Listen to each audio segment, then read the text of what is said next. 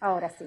Bueno, buenas tardes a todos. Gracias desde el Instituto de Investigación en Humanidades, en el marco del Colegio Nacional de Buenos Aires, de la Universidad de Buenos Aires. Les doy la bienvenida a Walter Romero, el director del instituto, y eh, nuestra investigadora también, Silvina Pesolano, integrante del instituto, que está acompañándonos en este segundo conversatorio que estamos arrancando y haciendo aquí desde el instituto, dos por mes, y en esta jornada de jueves 19 con mucho placer para recibir a la doctora Valeria Busamra. Me permito decir amiga y colega y una de las especialistas máximas que hay en Argentina, y también con muchos contactos en Europa. Ha trabajado también en Italia, donde ha difundido, digamos, su teoría en torno a un tema que creo que nos tiene que convocar a todos, más allá de lo escolar, el problema y el grave problema en torno a los malentendidos que hay a propósito de la comprensión lectora, nada más ni nada menos. El título de su charla es Tejidos que andan, un abordaje cognitivo de la lectura y de la comprensión de textos. Las preguntas que nos propuso Valeria, que es una lingüista destacada, es ¿por qué y para qué leemos? ¿Cuáles son los mecanismos a través de los cuales transformamos palabras escritas en sonido y significado? ¿Cómo se comprende un texto? ¿Qué mecanismos sustentan la habilidad? ¿Cómo se enseña? ¿Cómo se mejora? ¿Y qué podemos hacer frente a una dificultad determinada? Bueno, no quiero excederme, pero sí presentar muy sucintamente a la profesora Busamra con una larga trayectoria. Es doctora en lingüística por la Universidad de Buenos Aires, es doctora honoris causa por la Universidad de Chubut, es investigadora adjunta de CONICET, es profesora de Psicolingüística 2 en la carrera de Letras en la Universidad de Buenos Aires y docente de posgrado, como dije, en distintas universidades del país y del exterior. Así que con mucho placer presento a Valeria Abusamra. Gracias, Valeria, por acompañarnos. Bueno, gracias, Walter. Muchas gracias por tan linda presentación y gracias a todos ustedes que están acá. Entiendo que estar un día a las 5 de la tarde después de todo, de una jornada de trabajo no es algo fácil, así que les agradezco muchísimo. Y bueno, vamos a intentar, yo lo que les diría, no sé cuál es la dinámica que ustedes suelen usar, pero me parece que tal vez lo mejor para interactuar es que a medida que vayan surgiendo preguntas, las hagan, en lugar de dejar todo para el final, que tal vez es como un poco más operativo, ¿está bien? Perfecto, Así perfecto, como que vos quieras, me parece buenísimo. me van preguntando lo que necesiten. Voy a poner compartir acá y les cuento un poquitito algunas cuestiones para que se termine de entender o de contextualizar la presentación. ¿Ahí se ve bien? Perfecto, Ahí está, ¿no? sí. Bien. Eh, yo, básicamente, para poder entender un poco más hacia dónde voy, digamos, la mirada o la perspectiva que yo voy a presentar de este tema es una mirada psicolingüística, es decir, en términos de procesos mentales que están implicados en una habilidad lingüística en particular, que en este caso es la comprensión de textos. Lo que desde la psicolingüística estudiamos es cómo adquirimos, comprendemos y producimos lenguaje. Entonces, una de las ramas como muy demandada en este último tiempo de la psicolingüística es el estudio de los procesos de comprensión y del nivel lingüístico más alto, del nivel textual, del nivel discursivo.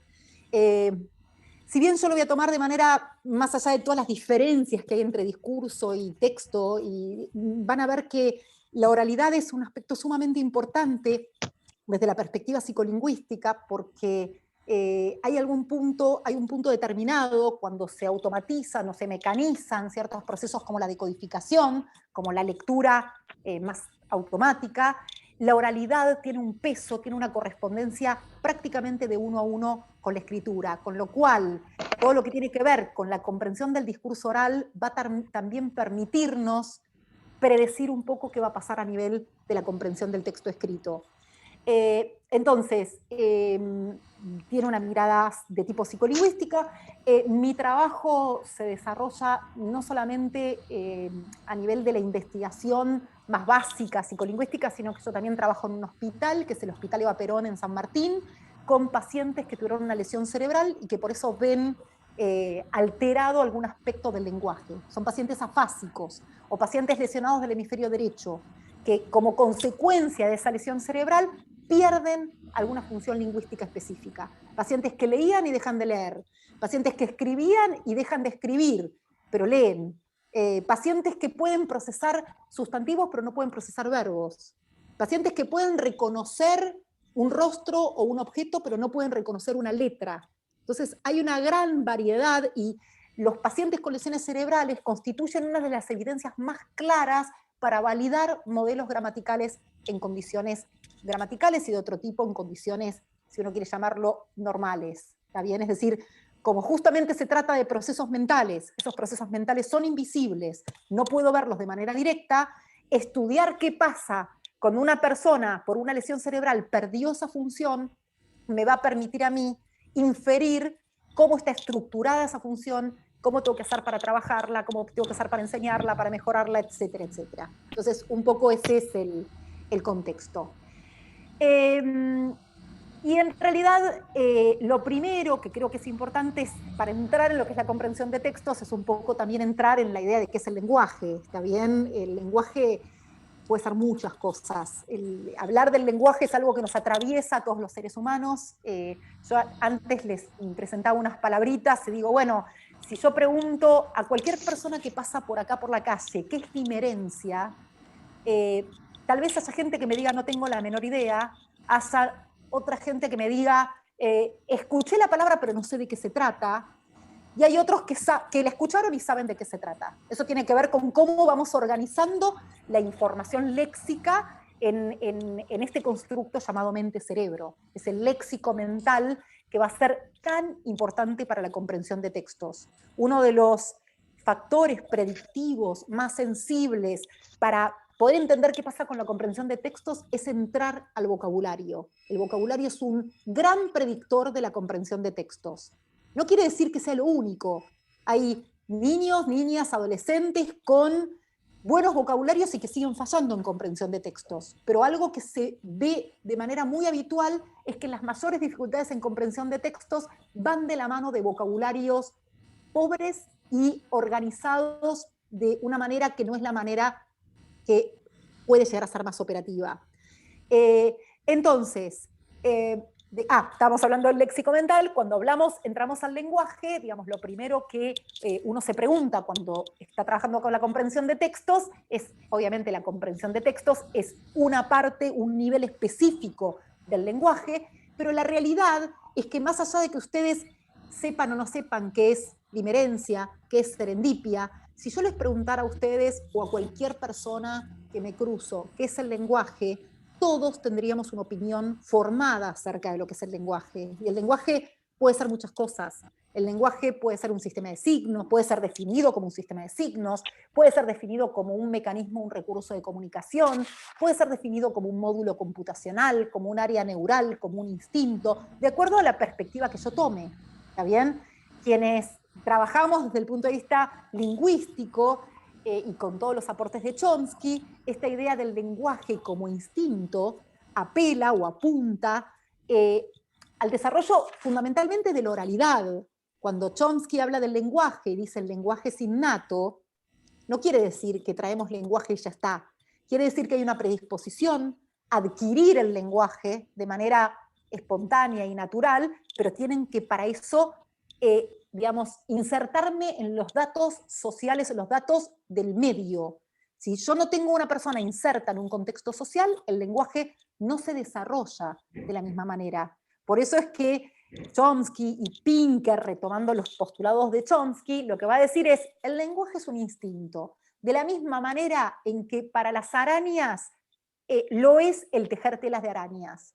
¿Por qué una araña teje telas de arañas? No lo hace porque sea el invento de una araña genial, no lo hace porque va a una escuela para aprender a tejer telas de arañas, ni porque tiene ciertas habilidades visoconstructivas. Teje telas de arañas porque tienen cerebros de arañas y esos cerebros están preparados para tejer telas de arañas y además para hacerlo bien. Entonces Pinker lo que va a decir es que de la misma manera en que las arañas tejen sus telas de arañas, que los pájaros siguen sus vuelos migratorios siguiendo las constelaciones, o que los murciélagos cazan insectos haciendo sonar un Doppler, de la misma manera los seres humanos tenemos nuestro propio espectáculo que consiste en decir quién le hizo qué a quién a partir de la modulación de sonidos que surgen cuando largamos aire. Es decir, en definitiva, si nos preguntaran por qué hablamos, por qué tenemos lenguaje oral, no nos quedaría otra alternativa más que decir que no nos queda opción. Hablamos porque una vez que nos insertaron en un medio social lo desarrollamos indefectiblemente. Si no, piensen qué pasa si yo les digo a ustedes, les voy a decir una palabra y no piensen en el significado, media luna. ¿Pueden hacerlo o no se puede hacer? Porque el sistema de procesamiento lingüístico procesa la información de manera obligatoria, rápida, inevitable. Tiene una serie de características, pero todo lo que estamos diciendo alude al lenguaje oral. El lenguaje, más allá de la oralidad, tiene otro aspecto que es muy importante y en el que tenemos que entrar porque el tema del que vamos a hablar hoy tiene que ver con este tipo de aspectos que son los aspectos culturales. Si la oralidad remite a aspectos innatos, si incluso hay áreas neurales que rigen el lenguaje, es decir, hay ciertas áreas, se sabe que todo lo que tiene que ver con el área perisilviana alrededor de la cisura de silvio es como un conjunto de áreas, no es que es un punto específico, rigen distintos aspectos lingüísticos, hay otros aspectos que no son innatos. Leer, escribir, comprender textos, producir textos, son habilidades lingüísticas culturales. Y eso implica que se enseña o que se debe enseñar y que se debe ejercitar. Muchas veces, por lo menos los que trabajamos en áreas que también tienen que ver con lo clínico, aún sin hacer clínica, nos damos cuenta de que muy rápidamente se dice, este chico es disléxico, este chico es disgráfico, este chico tiene un problema, o esta chica tiene un problema de comprensión de textos. Y en verdad, la pregunta acá tiene que cambiar el foco. Ya sí nos debe importar mucho qué pasa con la cuestión de que nuestros estudiantes hoy no comprenden o tienen dificultades para comprender lo que leen, pero creo que la pregunta debería ser, ¿qué estamos haciendo los adultos para que nuestros estudiantes comprendan lo que leen? Porque estamos frente a una habilidad cultural. En muchos casos, les puedo asegurar que especialmente ligado a la lectura, a la decodificación, niños o niñas que llegan con un diagnóstico de disléxicos no son disléxicos, sino que no aprendieron a leer y a escribir como correspondía. Entonces, ¿cómo verifico esto? Hago una intervención durante una cantidad de meses, veo cómo responde a la intervención. Esto se basa en lo que se llaman modelos de respuesta a la intervención. Cuando la habilidad es una habilidad cultural que debe ser enseñada, lo primero que tengo que preguntarme es si ese chico no lee porque realmente tiene un problema a nivel de la lectura o porque no aprendió o no se le enseñó como correspondía. Y lo mismo pasa con la comprensión de textos. Yo diría que hasta más difícil incluso es determinarlo, porque en la lectura, más allá de los métodos de enseñanza de la lectoescritura, que uno puede elegir uno u otro, hay cierto consenso en cómo se hace para enseñar a leer y escribir, hay cierto consenso de cómo se hace para enseñar a producir un texto, pero no queda tan claro cómo se hace para enseñar explícitamente a comprender textos. Y es una tarea que cognitivamente es sumamente dificultosa. Uno tiene que conectar información, jerarquizar la información que está leyendo, monitorear lo que está leyendo, generar inferencias, armar secuencias de hechos. Hay tantos subprocesos que subyacen a la comprensión de textos, que están implicados en la comprensión de textos, que eso hace que tengamos que con mucho cuidado tomar el tema de cómo está la comprensión de textos. De hecho, nos pasa mucho en el equipo, que venimos investigando ya desde hace unos 15 años en cuestiones que tienen que ver con la comprensión, que en muchos de los casos, cuando uno llega a un colegio y les dicen, hoy no, las nuevas generaciones no comprenden lo que leen, les puedo asegurar que cuando nosotros neutralizamos ciertas variables y tomamos de manera pura la comprensión, lo que observamos es que los estudiantes tienen muchas más dificultades para escribir, para producir textos, y ni hablar para reproducir textos, que para comprenderlos.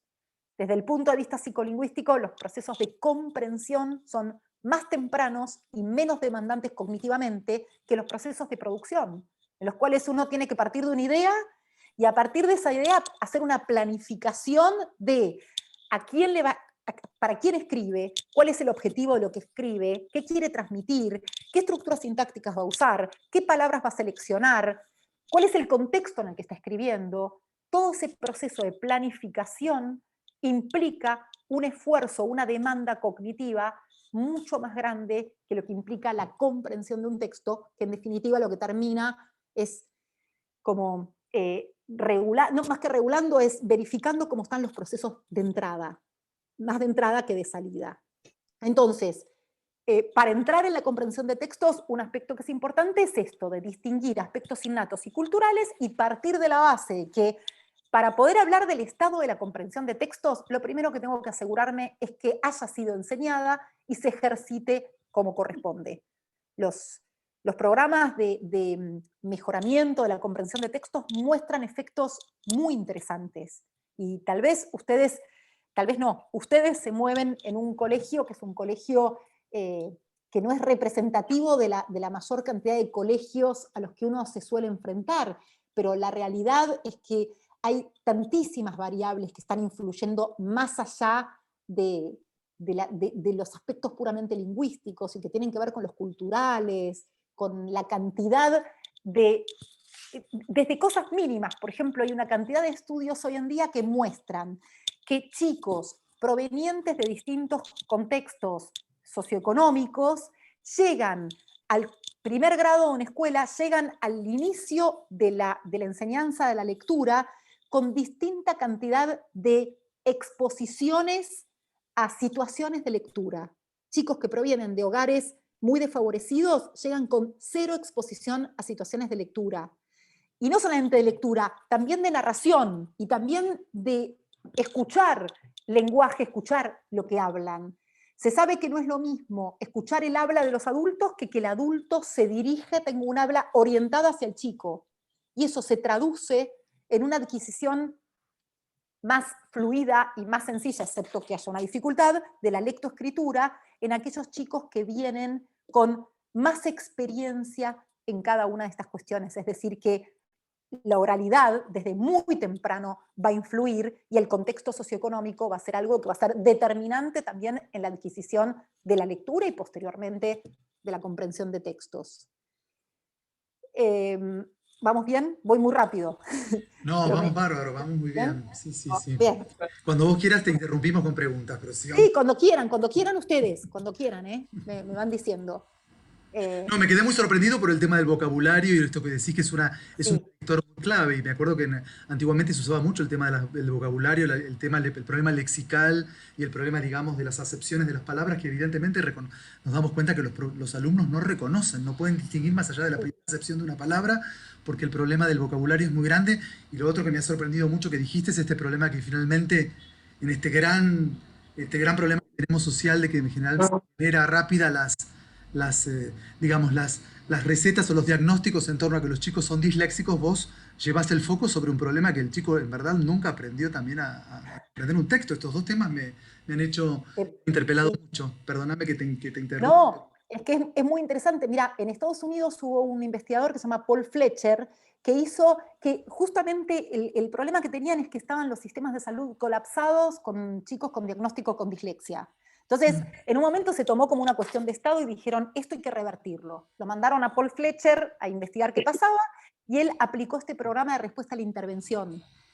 Durante 4 meses, en tercer grado, se evaluó a la totalidad de los chicos que asistían a tercer grado en todos los estados. ¿Está bien? Sí. ¿Qué hicieron? Los que estaban en el cuartil más bajo, del 25% para abajo del rendimiento, se los sometía, digamos, a un trabajo diario de 15 minutos que entrenaba las habilidades de decodificación, desde lectura en voz alta, habilidades de conciencia fonológica. 4 meses. A los 4 meses reevaluaban y encontraban que un alto porcentaje de los chicos se había equiparado con el grado, volvía al grado. Quedaban algunos rezagados. ¿Qué hacían? Un trabajo mucho más individual, con cada chico en particular, con un especialista que durante 4 meses seguía trabajando todos los días durante 10 o 15 minutos. A los 4 meses, que ya eran 8 meses, reevaluaban. ¿Y qué encontraban? Que un porcentaje se había equiparado y que quedaban unos poquitos chicos que no tenían una buena respuesta a la intervención. Esos chicos recién eran evaluados para ver si eran disléxicos. Cambió absolutamente el panorama, porque aparte es como muy habitual escuchar estas generalizaciones, es disléxico. ¿Y por qué es disléxico? Y porque lee en espejo. Y no, no es eso ser disléxico.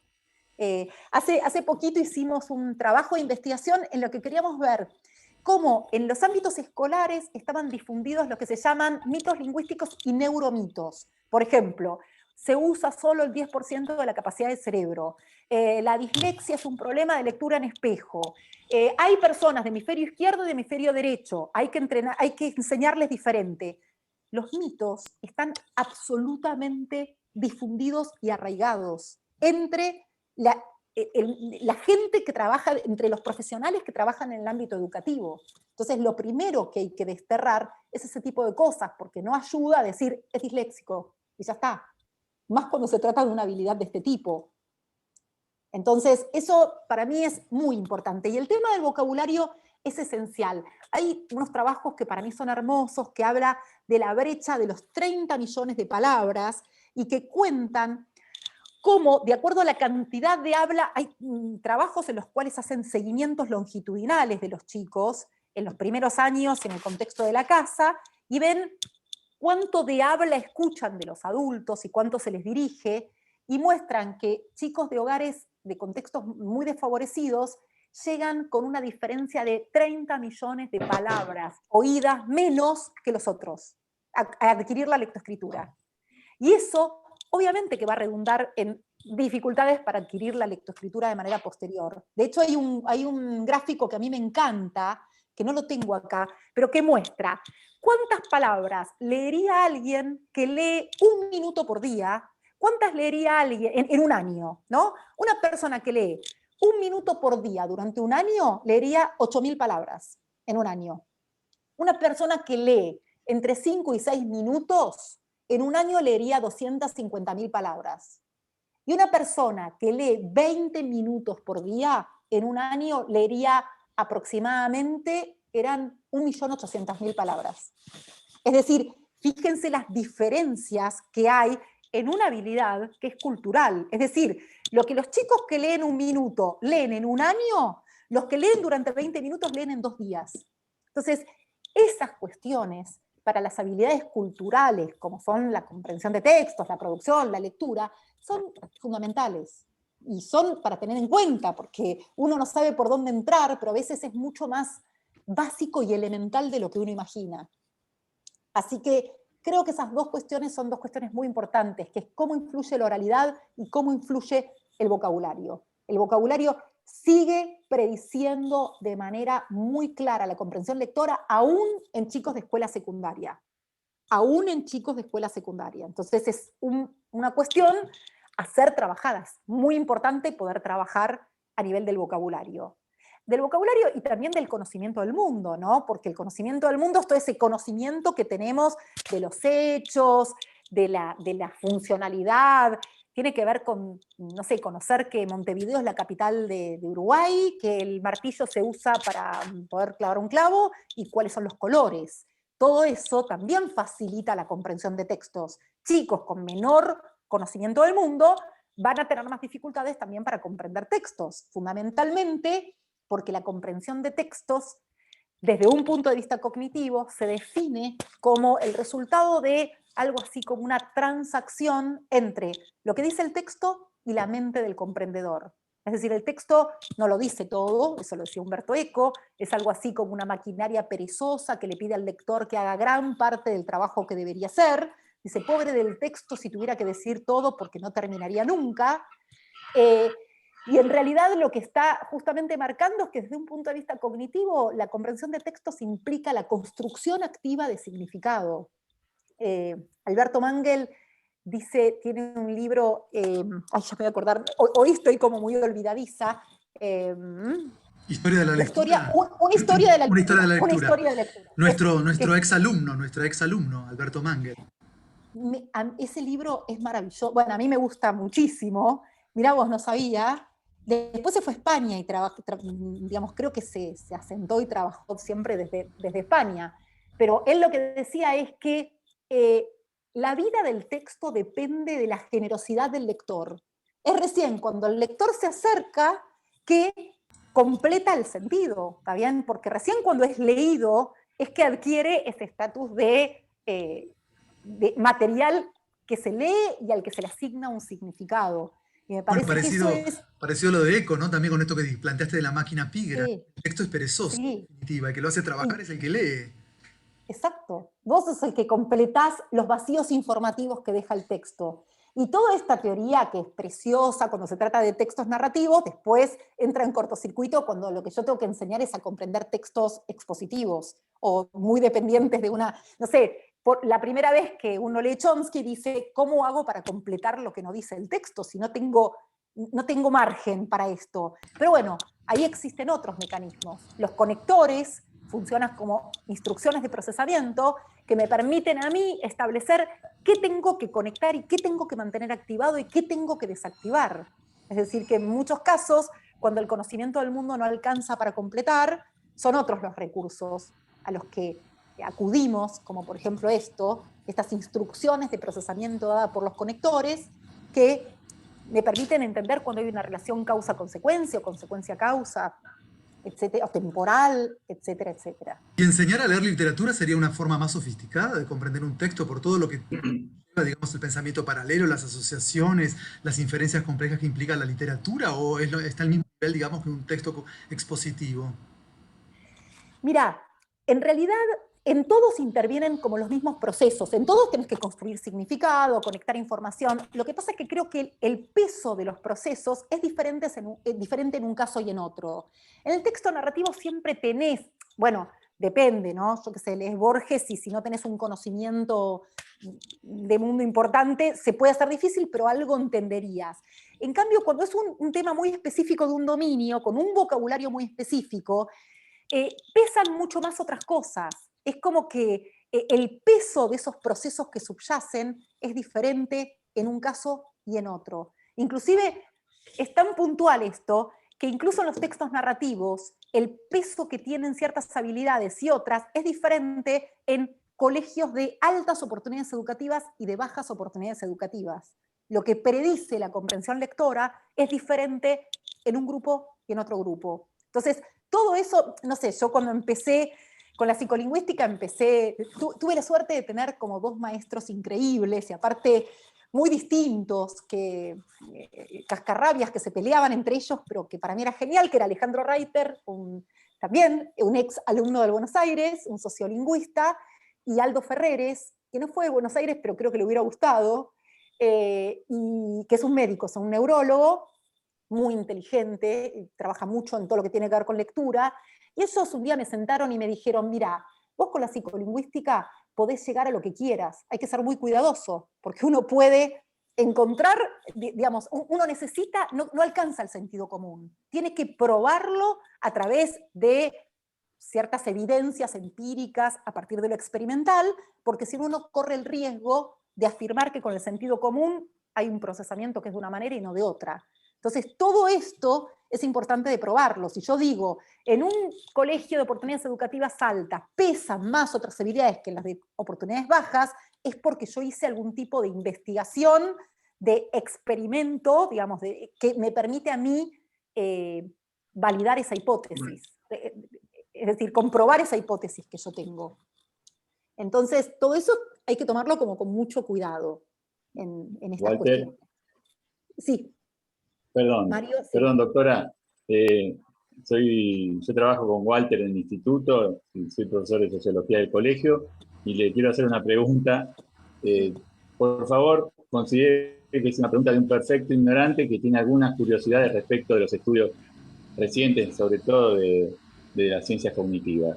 Sí. Pero escuchando atentamente y resultándome apasionante toda su intervención, y además le confieso que estuve mirando un poquitito algunos videos previamente y leyendo algunas de las cosas que están en esta droga que es Internet, me queda la siguiente duda. El tema es que si hay una cosa que me llama la atención, una de las tantos aspectos que me llama la atención de las ciencias cognitivas, entre tantas otras, es que, vale, mis fuentes son muy pocas, son Tomasello, Damasio, digamos, la gente de la escuela Bueno, de Génova, y Y me da la sensación que un aporte interesante que hacen las ciencias cognitivas tiene que ver con cuánto nos ayudan a destrabar un poco o a desnaturalizar un poco esto que estaba aceptado, que somos seres, los seres humanos seríamos seres determinados por una determinada estructura biológica, genética,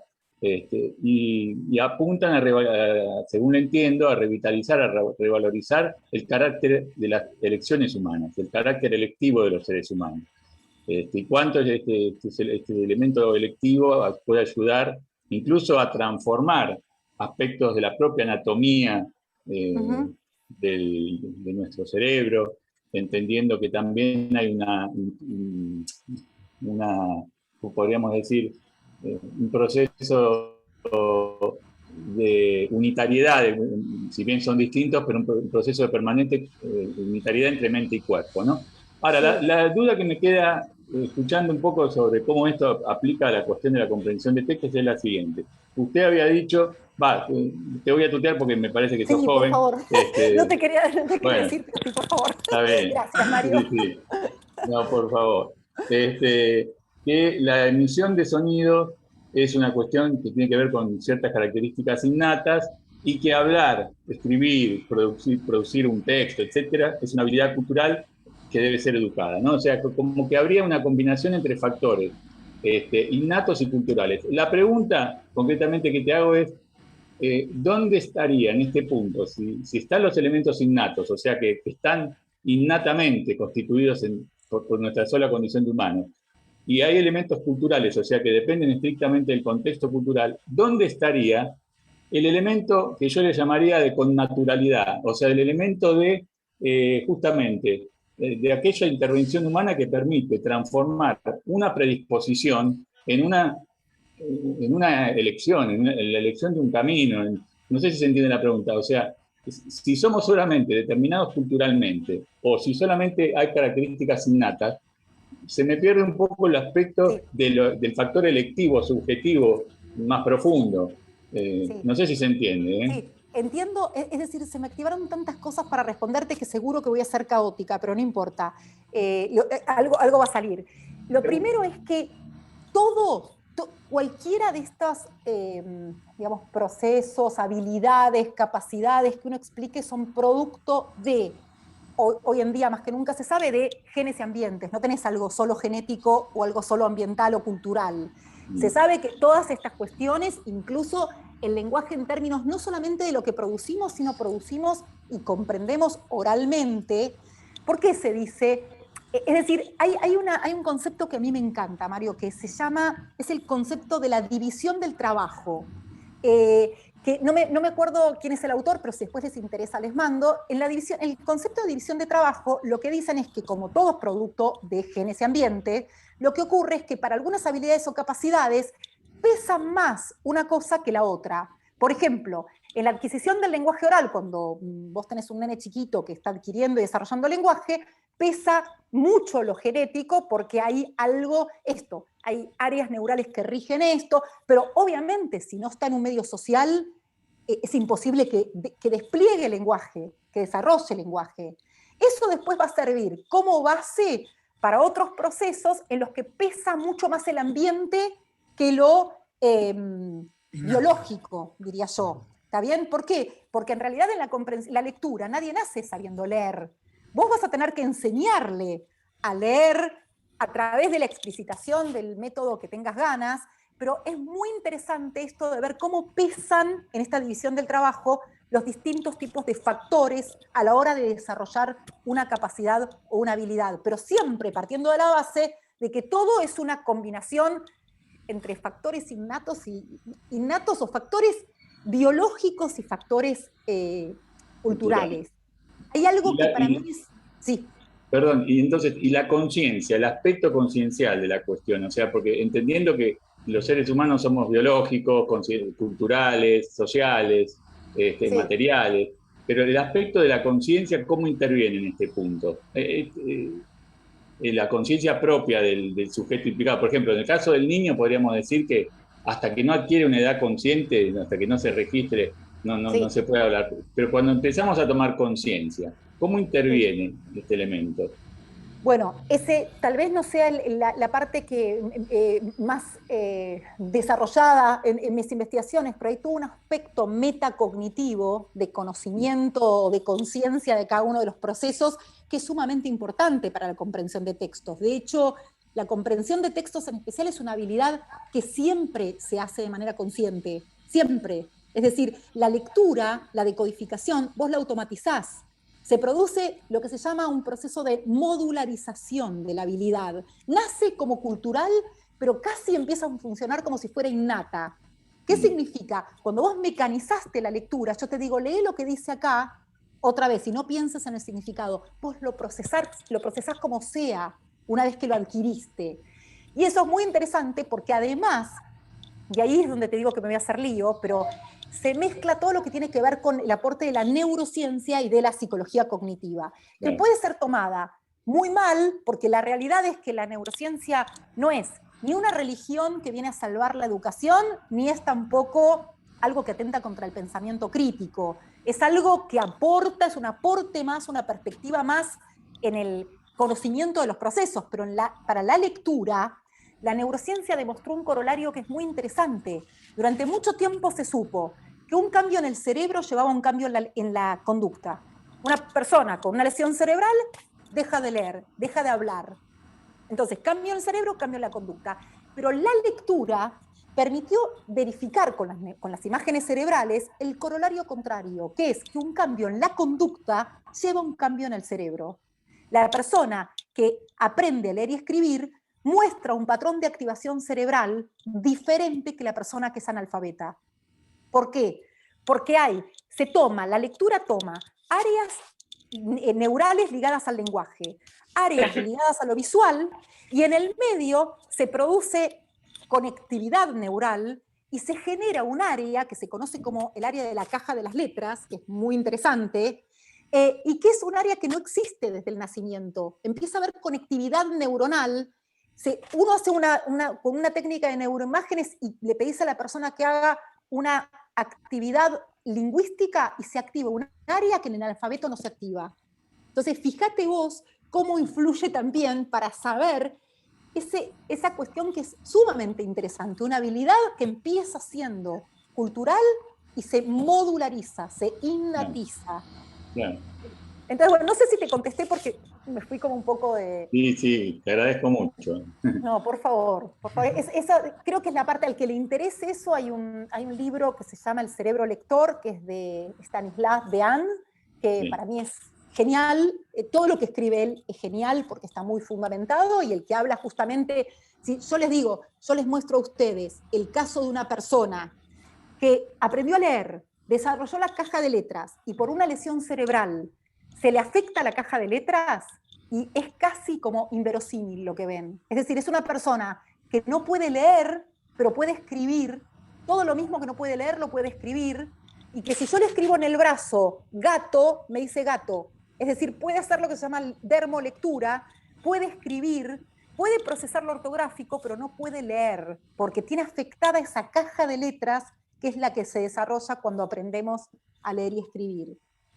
Entonces hay como muchas evidencias muy interesantes para validar cada una de estas cuestiones. Lo importante yo creo que es tomarlo con mucho cuidado y no ponerse en una postura extrema de decir todo es biológico, todo es cultural. Creo que es la participación de todo. La comprensión de textos implica procesos lingüísticos, psicolingüísticos, culturales, relacionados con la experiencia de cada uno de los sujetos. Es una gran bolsa de gatos, diría yo. Así que da para mucho, y por eso que también es muy difícil. Yo soy de la idea de que no se puede decir una persona tiene un trastorno de la comprensión de textos, porque es como imposible de determinarlo.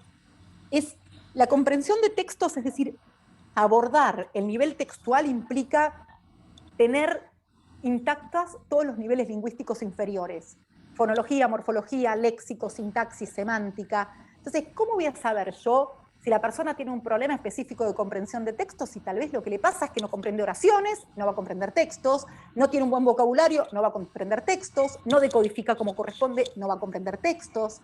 Entonces, creo que de las habilidades lingüísticas es una de las más difíciles de abordar por todas estas aristas que tiene.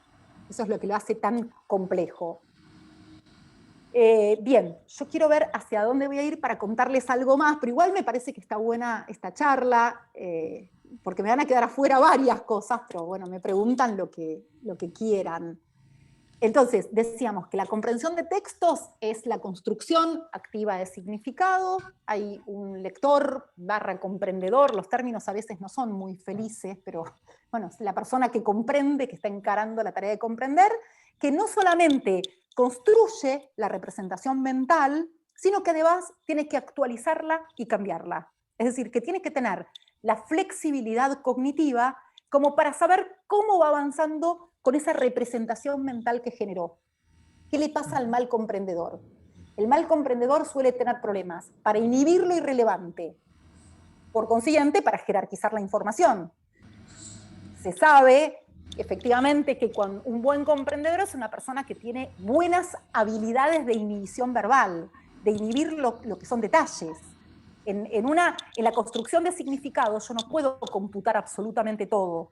Yo tengo que, es tan importante lo que computo como lo que suprimo, porque como el sistema de procesamiento lingüístico y de memoria tiene una capacidad limitada, no voy a poder computar absolutamente todo. Entonces el gran problema que tenemos es que hay muchos chicos que se quedan pegados a los detalles y no pueden terminar de construir esa macroestructura del texto, ese significado global del texto, porque se quedaron en el detalle, en una primera representación. No la actualizaron y no la cambiaron. ¿Está bien? ¿Vamos bien? Muy bien. Bien. Yo muestro siempre este videíto, me parece que es como muy representativo para ver qué pasa. En especial lo muestro cuando tengo que, digamos, explicitar por qué es importante actualizar las representaciones. Entonces, a ver, ¿se escucha? Igual es ruido, ¿se escucha el ruido? Se escucha, Sí, se escucha. sí, sí.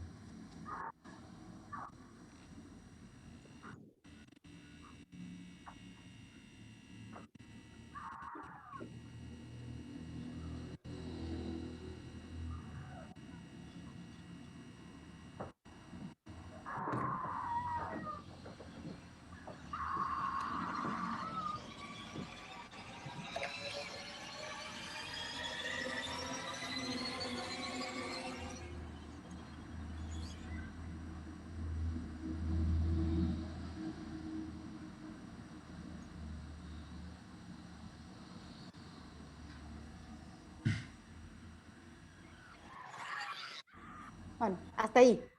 Si yo muestro hasta ahí, uno por todo el conocimiento, bueno, yo no miro muchas películas de terror, pero por el conocimiento que uno tiene, más allá de que no es un texto y que es una película, lo que uno hace es construir una representación a partir de las películas tipo El Exorcista que uno vio, hay una música particular, hay luces y sombras que juegan en favor también de esto, hay personajes que son característicos, es decir, uno construye una representación mental, pero después es importante actualizarla cuando entra nueva información. Entonces, fíjense qué pasa en este caso con cómo termina el videíto. Ay, no. Ahí está.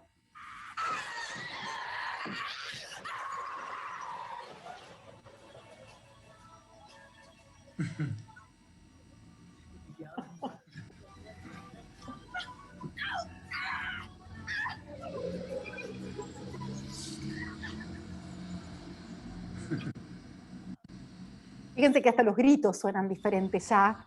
Ya no son los gritos aterradores, sino que es un grito diferente. Es decir, ¿qué pasa? Esto que parece una cuestión muy básica, cuando nosotros trabajamos con pacientes con lesiones cerebrales, lo que les pasa es que se quedan pegados a una primera interpretación, y entonces, a pesar de que la historia avance de esta manera, los pacientes terminan respondiendo todo como si lo que hubiera ocurrido era solamente la primera parte de esta publicidad.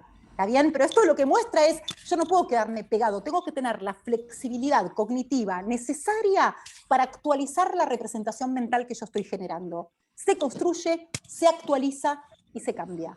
Y eso es sumamente importante también en la comprensión de textos. Una lectura comprensiva implica todo esto que ven acá, como veníamos diciendo antes, yo les dije, es algo así como una gran bolsa de gatos, pero implica, fíjense, yo quiero mostrarles, aunque sea alguna de estas habilidades, identificar letras y transformarlas en sonidos, es decir, habilidades de decodificación, acceder al significado de las palabras, vocabulario, pero con eso no alcanza. Hay que construir el significado de la frase, computar estructura sintáctica, aplicar conocimiento del mundo, es decir, tener habilidades de memoria, jerarquizar la información, intuir lo que vendrá y monitorear el proceso de comprensión, que son habilidades metacognitivas y habilidades ligadas a la temporalidad. Todo esto, más otras funciones. La memoria es fundamental para la comprensión de un texto, pero no solamente la memoria, esta memoria semántica donde tengo almacenada toda la información del mundo que conozco, sino también lo que se llama la memoria de trabajo. La memoria de trabajo, que es una memoria de capacidad limitada, lo que me permite es computar los elementos que presenta el texto y construir la representación mental. Entonces, esa memoria de trabajo, que es limitada, si yo les digo a ustedes, pueden repetir 3, 7, 5, 1, 2, seguramente puedan. Si les digo si pueden repetir 2, 4, 8, probablemente puedan. Si les digo si pueden repetir 3, 5, 1, 4, 8, 2, 7, 6, 9, 4, 1, 0. Muy probablemente no, porque, o si me lo dicen, les voy a creer porque igual no me acuerdo yo los números que dije, pero la realidad es que la memoria de trabajo tiene una capacidad que se estableció que es de 7 más menos 2 chunks, que son unidades que puedo retener. Los que tienen una memoria de trabajo extendida son los que saben cómo conectar la información para guardarla en unidades o chunks más grandes y eso los hace recordar más cantidad de información. Y otra cuestión que es muy importante es la atención. Hoy en día, con el desarrollo de las tecnologías y con esta cuestión de que estamos hiperconectados, cambiaron también las formas de procesamiento de la información, cambiaron radicalmente. Ya no se comprenden textos como se comprendían antes, y yo podría decir que se escribe y se lee más que nunca. Lo que pasa es que las lógicas y las plausibilidades de esa lectura y esa escritura son otras. Pero hoy se escribe, hoy todos dicen, los chicos y las chicas no escriben, los chicos y las chicas escriben mucho. El tema es cómo escriben, a través del chat, a través de las redes sociales. Entonces, las nuevas formas de procesamiento, nuevas ya no son, las formas, las tecnologías generaron formas de procesamiento de la información que son muy diferentes. Nosotros venimos haciendo una investigación en la cual comparamos cómo la gente comprende textos, un mismo texto, continuado, no con hipervínculos, continuados en papel, computadora y celular. Y las evidencias siguen mostrando que se comprende mejor textos en papel, mejor después en computadora y por último en celular. Aún los chicos que están muy acostumbrados al celular siguen comprendiendo peor textos. Entre otras cosas, por un fenómeno que se llama mente errante. El celular, mientras están leyendo un texto, les entra un mensajito, pueden leerlo mientras están en la calle, entonces miran para otro lado, no sé, se distraen con alguna cosa. Eso hace que no puedan tener la concentración necesaria para poder construir estas representaciones mentales y generar significado o construir significado activamente. Yo muy fuerte, puedo, muy fuerte lo que decís también, porque bueno, todos nuestros alumnos ahora van a clase muchos con el celular y a partir de ahí tienen acceso al texto, es tremendo lo que estás diciendo. Completamente, estudian de hecho desde el celular, pero vos pensá esto, Walter, la pantalla de un celular tiene un tamaño que no habilita una gran cantidad de información, con lo cual requerís de otras habilidades de memoria de trabajo. Necesitas retener mucho mejor esa información porque la forma de procesamiento, en un papel tenés todo el texto, en el celular tenés que ir bajando y además te entran estas cuestiones que te distraen. Entonces, no es casual que tengan un rendimiento diferente, porque plantean lógicas diferentes. Y las nuevas formas de procesar la información son otras. Hay una serie de sociolingüistas norteamericanos que a mí me encantan, Paul Guy, Günter Kress, que dicen, bueno, lo que estaría pasando es esto: cuando uno lee en sociedades occidentales de izquierda a derecha, hace una lectura analítica, secuencial. Yo no puedo leer la pantalla entera o el papel entero, sino que tengo que ir leyendo secuencialmente, también analíticamente. Eso es un procesamiento propio del hemisferio izquierdo. Sin embargo, un juego, no sé, yo en los últimos, ahora ya me rendí, pero durante 10 años traté todos los fines de semana o las vacaciones de mi vida de aprender a jugar a la PlayStation con mis hijos y entender que la cruz implicaba pasar la pelota y el círculo, no sé, marcar al otro jugador, y todavía no sé cómo se hace. Es decir, que hay habilidades que se desarrollan muy temprano, que son diferentes y que implican un procesamiento holístico, global, en simultáneo, que no son las habilidades que necesitamos para leer de izquierda a derecha. Entonces, lo que dicen ellos es, ¿no habrá una contraposición entre claves de procesamiento? Es decir, decimos que entienden peor, pero en realidad están procesando la información de otra manera. De otra también. manera. Claro, entonces eso también es importante tener en cuenta a la hora de decir, nadie comprende lo que lee. Es parte de la coyuntura, parte del contexto en el que hay que entender qué está pasando con la comprensión de textos. Yo no me quiero meter en esto porque la verdad es que es algo que tampoco sé demasiado, pero dentro de las pruebas PISA, en las últimas pruebas que se tomaron en el 2018, que se basaron en lengua, en 53 de los 60 y pico de países de la OCDE que participaron, la prueba se tomó en computadora, con una modalidad muy diferente a la que se tomó en Argentina, Arabia Saudita, Jordania, y Tailandia y 3 países más, es decir, 6 o 7 países solamente hicieron la prueba en papel, y claro, son los 7 países que quedaron como en último lugar, pero tiene que ver también con que se están comparando tomas de cosas que son también diferentes y que apelan a modalidades diferentes. Entonces, el soporte, la importancia del soporte tanto en relación a la comprensión. Mira, hay algunos artículos muy interesantes que te dicen qué es la materialidad del soporte o la construcción de la representación mental.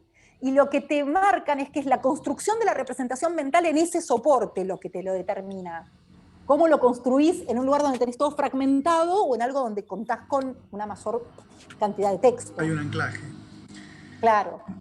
Valeria, no queremos abusar de vos, de esta generosidad, de esta charla que nos ofreces extraordinaria, porque hemos pasado de todo y hemos aprendido, no sé, me quedo mucho con lo que hace un lector de inhibir esa información que nos sirve.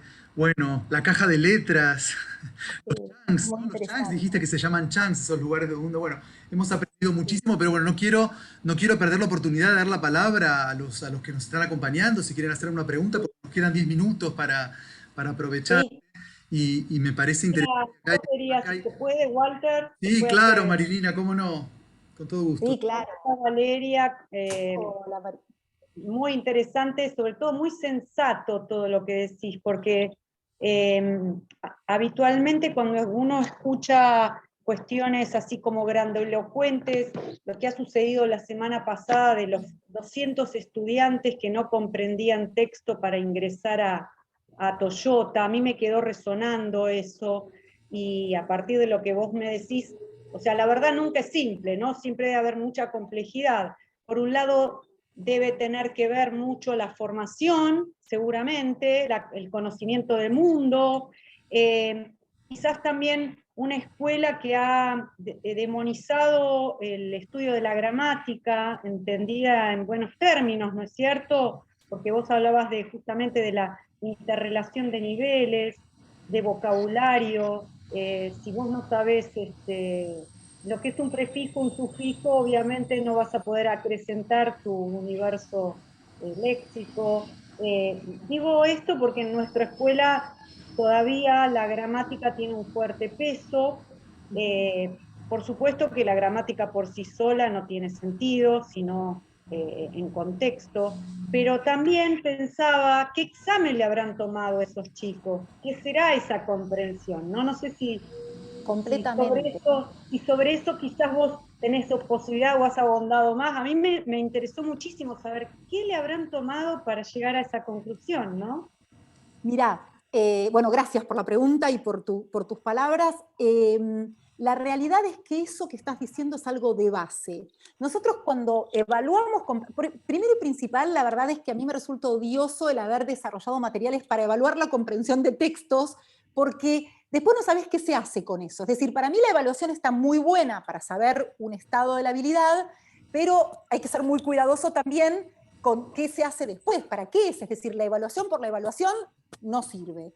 Entonces, nosotros en nuestras evaluaciones tomamos una modalidad específica que es un texto presente, que da presente, con preguntas, con opciones de respuesta, pero que no es que sea la manera única de evaluar, pero cuando vos querés asegurarte que el problema es un problema de comprensión de textos y no de producción, tenés que neutralizar esas variables. Si yo te doy un texto, te doy preguntas, te quito el texto y te hago escribir, está bien también, pero yo ahí te estoy evaluando cómo comprendés, cómo producís y cuánto recordás. Entonces, yo no digo que no se haga, porque me parece que hay que usar el mecanismo que uno quiera, pero lo que sí digo es que hay que ser cuidadoso a la hora de la interpretación de esos resultados, porque después te dicen, no comprenden lo que leen por lo que escribieron, por lo que desarrollaron una respuesta. Entonces, en ese sentido, me parece que el control metodológico de cómo evalúo, de qué estoy evaluando, tiene que ser muy preciso y muy justificado, porque si no es como yo te decía antes, llegás a la conclusión que querés. No sé, nosotros cuando hacemos programas de mejoramiento de la comprensión de textos, hacemos una pre y una post toma, es decir, tomamos antes y después. Pero antes y después tomamos el mismo texto. Y uno va a decir, pero vas a tomarles el mismo texto con 4 meses de diferencia.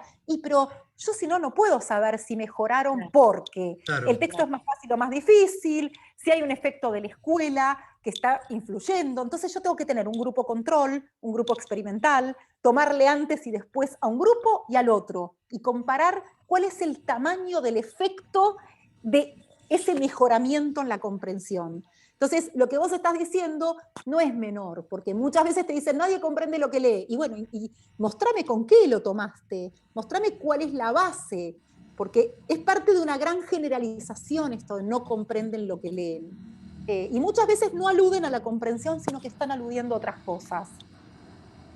Qué gran patada también para todos los docentes, ¿no es cierto? Porque en esa evaluación incluye tanto cómo evaluás, qué evaluás, esto que vos decís recién, acabaste de decir, Walter sonríe porque nos sucede.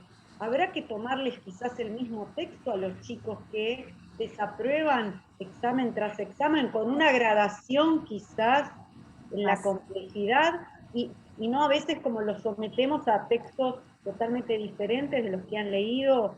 Es muy interesante para reflexionar la práctica, ¿no? de uno. Me parece fundamental lo que decís. Mira, de hecho, yo creo que nuestro trabajo en investigación solamente tiene sentido cuando entramos en contacto con los que están haciendo el trabajo propiamente dicho, porque la verdad que la teoría por la teoría no sirve de nada, con lo cual esto que vos estás diciendo y el hecho que digas, bueno, es para pensar esto, creo que la clave es esa, es discutir entre quien trabaja más desde la teoría, los que están en la práctica, e ir evaluando estas cosas, e ir viendo, porque aparte uno a veces le pide a los docentes, no sé, que implementen otras cosas, que desarrollen pruebas de otra manera, pero tampoco tienen siempre la formación como para hacerlo. Nos pasa mucho de ir a las escuelas. Yo voy a una escuela y doy una capacitación y me dicen, bueno, van a estar los profesores de lengua. Y yo digo, ¿por qué los de lengua? Si en realidad los de geografía, los de economía, los de historia, ya sé que nos atribuyen toda la responsabilidad del desarrollo de la lengua. Bueno, acá está Mario que no, pero en verdad, la verdad es que a mí me parece que hasta para educación física o para todo lo que uno quiera necesita conocer cada uno de estos procesos. Esto es algo transversal, que nos atraviesa y nos afecta a todos, no es algo propio del profesor de lengua. Entonces creo que hay mucho por trabajar y por discutir y por pasar estas instancias en las que uno pueda contar experiencias desde un lado y desde el otro, porque me parece que esa es la vía, la forma, ¿no? No sé si hay otra pregunta más para Valeria, o pues ya estamos en tiempo. No sé si alguien, Yo por el tiempo mío no se preocupen. Ustedes si quieren preguntarme, me preguntan. No, no si hay alguien ningún tiene alguna problema. pregunta más. Simplemente agradecer este espacio que ha sido extraordinario, porque es la Gracias, oportunidad de que el docente, como dice María, creo que era tu nombre, de cambiar, de modificar, de abrir la mente. Así que gracias Walter y gracias Valeria. Muchas gracias a vos, Liliana. Gracias por el feedback, que siempre es muy, muy importante, porque da fuerzas como para seguir avanzando en esto, en estas cosas. Así que, nada, es un placer. Muchísimas gracias. Yo, Excelente charla. muchísimas gracias. Gracias. Y también les ofrezco, digamos, Walter tiene mi mail, mi teléfono, todo. Si necesitan cualquier cosa, me escriben y yo les mando el material que les interese y que tenga, ¿no? Pero si quieren algo en particular, no hay ningún problema. Me escriben o me llaman o lo que sea. Bueno, Valeria, un placer de tener a la doctora Busambra, una especialista, una lingüista sobre este tema en esta tarde. Es un placer escucharte tan apasionadamente con tanto de su tema, bueno, de tu tema, pero bueno, y me alegro de nuestra amistad de años también en la Facultad de Filosofía y Letras, y la verdad que es un placer escucharte, y bueno, agradezco cómo hemos compartido con vos esta charla, y les recuerdo que bueno, esto queda por supuesto grabado, está en nuestro canal de YouTube del Instituto de Investigación en Humanidades del Colegio Nacional de Buenos Aires. Ahí pueden ver las charlas que van subiendo. Nos esperan las próximas charlas en septiembre, donde vamos a dedicarnos a otras áreas. Vamos a tener una charla sobre arqueología con un arqueólogo que ha hecho un trabajo en Creta, es también un trabajo de comprensión de textos sin duda y de signos. Alguien que ha hecho una exploración en el Palacio de Knossos en Creta, en Grecia. Y por otro lado vamos a tener a dos sociólogas feministas que van a plantear sobre el problema y el tema de la ESI, digamos, en la escuela. Así vamos abriendo, digamos, distintos campos de investigación, convocando gente tan interesante como Valeria hoy. Así que te agradezco muchísimo, Valeria Busambra. Gracias a todos. A vos, Walter, y a todos ustedes, muchísimas gracias. Muchísimas gracias. Gracias. Gracias a todos, gracias a los participantes del instituto, y bueno, los esperamos en nuestros conversatorios de septiembre y damos por terminada esta sesión. Muchas gracias. Chao, gracias. Ustedes, Muchas gracias por todo. a ustedes, te agradezco.